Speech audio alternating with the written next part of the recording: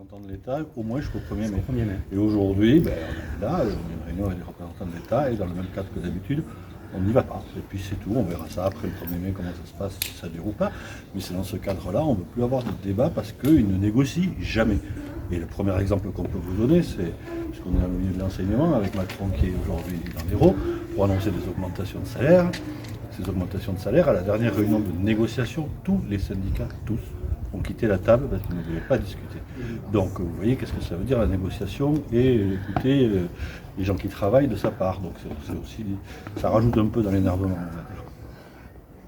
Après, ce qu'on peut évoquer aussi, c'est l'augmentation de salaire qui est prévue, telle qu'elle a été modélisée, la fameuse augmentation historique socle de base. Au dernier chiffre, elle s'élèverait à 53 € brut en moyenne par collègue par mois. Bon, donc ça fait peu, hein, une quarantaine d'euros à la fin du mois en plus. Il faut savoir que c'est même pas une réévaluation du nombre de points, ni une réévaluation du point d'indice pour la fonction publique. Donc c'est déjà... c'est des primes, c'est des primes. Ça c'est pour l'éducation nationale, d'accord. Oui. C'est des primes, ça veut dire que par rapport au débat, pour faire le lien avec celui sur la retraite, ça compte pas dans le calcul de la retraite. Donc là, c'est encore une punition de plus, quoi, dans le cadre des retraites. C'est encore un enfumage. Oui, c'est ça. C'est pas une revalorisation, c'est rien. Non.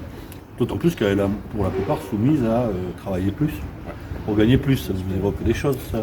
Un vieux passé qui qualifie au moins clairement que ce gouvernement n'est pas de gauche. Sachant que le ministre a été incapable de l'expliquer. Il était sur un plateau dès l'autre jour avec le pacte, les briques. Il a été incapable de l'expliquer correctement. Même la journaliste en face de lui ne comprenait pas. Je pense que lui ne comprenait pas ce qu'il disait. Donc voilà. Ça, c'est les enseignants ou les personnes de l'éducation nationale qui sont augmentées Là, c'est les enseignants uniquement. Les enseignants. D'accord. Donc il y a une partie socle en fait qui devait être de 10% au départ, pour tous, qui finalement n'est pas de 10%. On va essayer d'augmenter un peu les salaires à l'entrée du métier puisqu'on est à 1,2% du SMIC, hein, contre 2,4% dans les années 80. Donc évidemment plus personne ne se présente au concours. Donc voilà, les professeurs vont être augmentés en début de carrière et après ça va s'amenuisant, voilà, sur le restant de la carrière. Et ensuite il y a 10% maintenant qui vont être consacrés à une partie pacte. Donc il va falloir assurer des missions supplémentaires. On sait que les professeurs des écoles, c'est 43 heures de travail par semaine. Hein. Nous, on n'a jamais connu les 35 heures. Et c'est en moyenne. Il y a des professeurs qui travaillent plus que ça.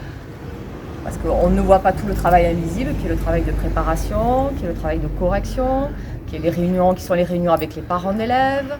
Voilà, quand on fait des évaluations, on doit recevoir les 25, 26, 27 familles, hein, chaque fois pour présenter le résultat des évaluations aux parents. Donc imaginez en termes de nombre d'heures ce que cela représente. Et tout ça, c'est du travail caché, en fait, et qui n'est pas comptabilisé. Alors on nous annonce aussi maintenant qu'on va remplacer tous les enseignants, hein, parce qu'il y a un gros problème du remplacement, que ce soit dans le premier ou dans le second degré. Mais bon, on attend de voir à la rentrée ce qui va se passer, mais ça fait des années qu'on nous dit qu'on va éradiquer ce problème et ça ne fait qu'empirer tous les ans. L'état actuel des choses, c'est impossible.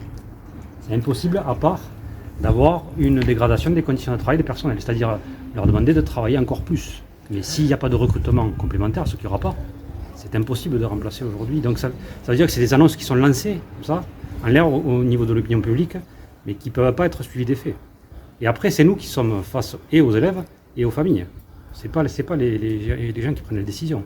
On est dans les classes les plus chargées d'Europe. On est dans le temps de travail le plus chargé d'Europe. Et on nous annonce qu'on veut encore augmenter ce temps de travail. Là, il y avait une légère baisse démographique, on aurait pu en profiter pour laisser la stabilité des postes. Non, on baisse aussi le nombre de postes. Et donc dans les moins payés d'Europe. Et dans les moins payés d'Europe également. On est mauvais dans tous les cadres, quoi. C'est ça. Et pour compléter l'action nationale sur le fait de ne pas siéger dans les instances, il y a eu aussi l'intersyndicale contre la voie professionnelle qui ne s'est pas rendue à un groupe de travail avec Céline Grandjean hier, puisque dans son discours lundi, le président a parlé d'une loi en lien avec le travail et il englobe l'enseignement professionnel. Donc c'est quand même plus qu'inquiétant puisque on est quand même l'école. L'enseignement professionnel c'est l'école, c'est pas le monde du travail. Donc l'englober avec une réforme en lien avec le travail, il veut bien dire vers la direction dans laquelle ils veulent aller, et ça c'est plus qu'inquiétant. Ça avait déjà été retoqué avec de grosses mobilisations en novembre, notamment sur l'augmentation des périodes de formation mi-professionnelle, mais enfin il y revient. Il veut aller très vite puisqu'il a dit qu'il voulait une loi avant cet été. Donc, Mais la question était bonne, c'est que pour les enseignants, c'est vrai, ça. Le pacte et les augmentations de salaire. C'est-à-dire que tous les autres qui travaillent là, qui sont de l'éducation nationale, eux, ils ont eu 3,5% il y a un an. 3,5%, vous savez à combien il y a l'inflation, et je vous le passe sur l'inflation des produits alimentaires. Donc on est dans un niveau qui ne permet pas, et de loin, c'est-à-dire que ce qu'on va nous donner, à nous, ça ne va pas rattraper, mais alors eux, ils vont encore plus perdre. Ils ont déjà perdu du salaire. Et on nous raconte quoi, qu'on va augmenter, que les gens doivent être bien payés. Macron, il est le patron des enseignants, de tous les fonctionnaires. Il a un levier qui est extrêmement facile, c'est le point d'indice, le faire suivre le coût de la vie. C'est pas ce serait le minimum, quoi.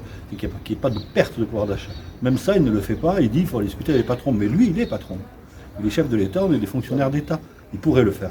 Il ne le fait pas, il ne fait aucune annonce dans ce sens. sachant que le point d'indice a été gelé pendant 15 ans. Quand même. Alors, on ne sort pas de... Et qu'officiellement, il est toujours gelé. Il y a eu une augmentation l'an dernier parce qu'il y avait inflation, c'était 6%, on a eu 3,5%. Aujourd'hui, on est à encore plus. Hein. Donc on n'est pas content. Quoi.